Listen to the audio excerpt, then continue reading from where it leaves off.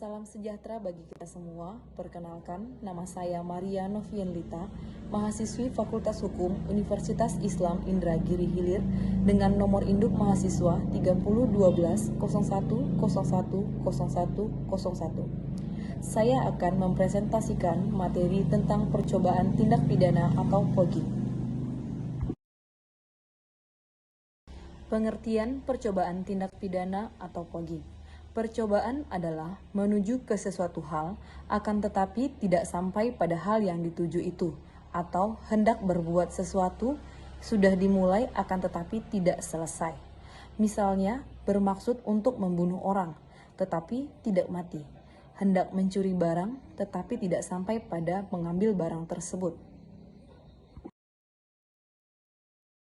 Pada pasal 53, Kitab Undang-Undang Hukum Pidana telah menentukan bahwa mencoba melakukan kejahatan dipidana jika niat untuk itu telah ternyata dari adanya permulaan pelaksanaan dan tidak selesainya pelaksanaan itu bukan semata-mata disebabkan karena kehendaknya sendiri.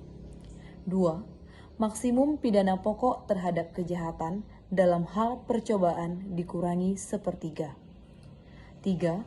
Jika kejahatan diancam dengan pidana mati atau pidana penjara seumur hidup, dijatuhkan pidana penjara paling 15 tahun.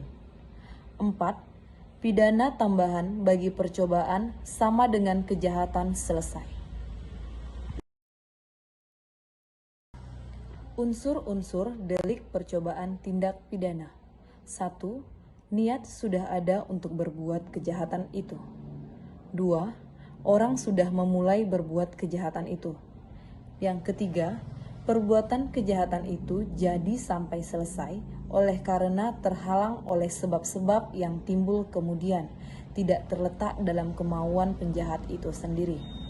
Ketentuan delik percobaan juga diatur dalam pasal 184 ayat 5, pasal 302 ayat 4, pasal 351 ayat 5, dan pasal 352 ayat 2.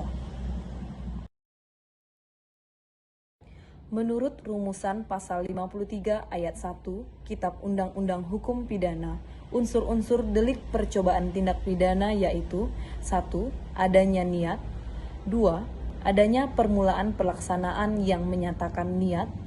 Ketiga, pelaksanaan itu selesai. Dan keempat, tidak selesainya pelaksanaan bukan semata-mata karena kehendaknya sendiri.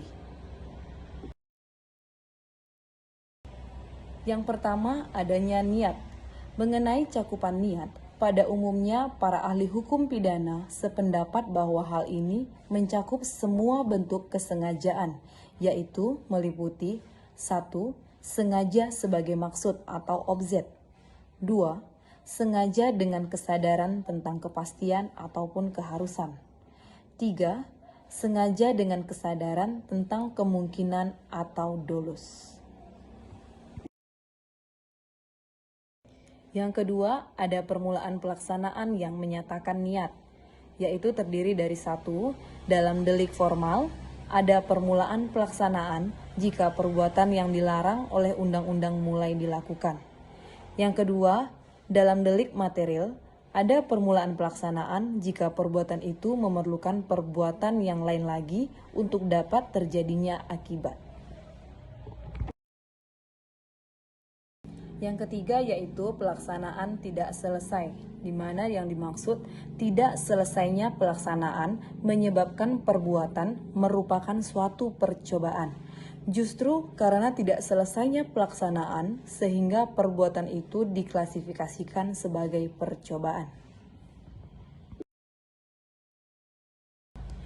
Yang keempat adalah tidak selesainya pelaksanaan bukan semata-mata karena kehendaknya sendiri, di mana syarat-syarat untuk dapat dipidananya percobaan tindak pidana adalah 1.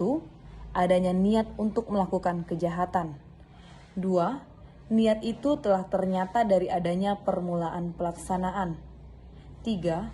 Pelaksanaan itu tidak selesai. Bentuk-bentuk delik percobaan tindak pidana. John Kers menyatakan ada 3 bentuk percobaan tindak pidana, yaitu sebagai berikut. 1. Percobaan selesai atau volltoid-pogging. Yang kedua, percobaan terhenti atau terhalang atau gestörte-pogging. Yang ketiga, percobaan berkualifikasi atau gequalificeerde pogging.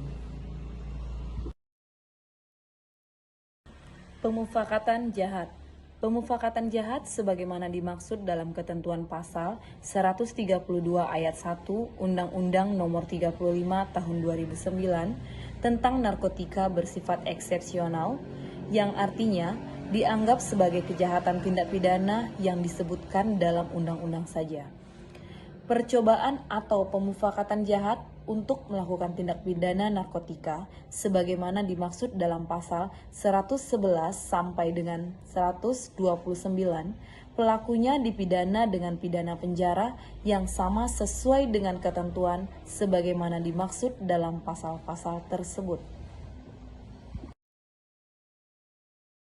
Permufakatan jahat merupakan suatu kejahatan untuk melakukan suatu kejahatan.